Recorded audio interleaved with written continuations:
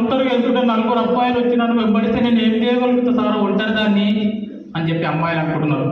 ఒక అబ్బాయి నా వెంబడి సతాయిస్తున్నాను సార్, నేను ఏం చేయగలుగుతా సార్, అని ఎప్పటికీ నేను వెంబడి వెంట పెట్టుకొని తిరుగుతున్నా అంటే నేను ఇక్కడ అబ్బాయిలు తక్కువ అంటారు. అందరిని అనట్లేదు. ఈ విషయము నేను ఇదే మీరు ఇన్స్టాగ్రామ్లో చూడండి, మేము సైతం ఇన్స్టాగ్రామ్ లోపల అమ్మాయిలు మీకు మీరు ప్రొటెక్షన్ చేసుకోవాలంటే ఒక పనికి మళ్ళీ ఏదో ఒక కామెంట్ పెట్టాడు, కింద ఏమని పెట్టాడు, అమ్మాయిలు చున్నీలు వేసుకోవడమే మర్చిపోయారు సార్ అని చెప్పి. అంటే నేను ఏమంటున్నానంటే మీకు చున్నీలు వేసుకొని అమ్మాయిలు కనబడతారు కానీ వేసుకునే వాళ్ళు కనబడతలేరా? వేసుకునే వాళ్ళు కనబడతలేరా? అంటే ఆలోచన విధానం ఎక్కడ చూడండి. నువ్వు పెట్టే కామెంట్ లోపల కూడా నీ ఆలోచన అర్థమవుతుంది. నువ్వు ఏం కామెంట్ పెడుతున్నావు, నువ్వు క్యారెక్టర్ అర్థమవుతుంది అక్కడ. నేనేం చెప్తున్నాను, ఇక్కడ ఇంతమంది అమ్మాయిలు కనుక బెట, నీకు ఎక్కడ ఏదైనా అఘాయిత్యం జరుగుతుంటే నిన్ను వచ్చి ఎవరు కాపాడాల్సిన అవసరం లేదు. నీ దగ్గర కావాల్సిన ఆయుధాలు ఉంటాయి.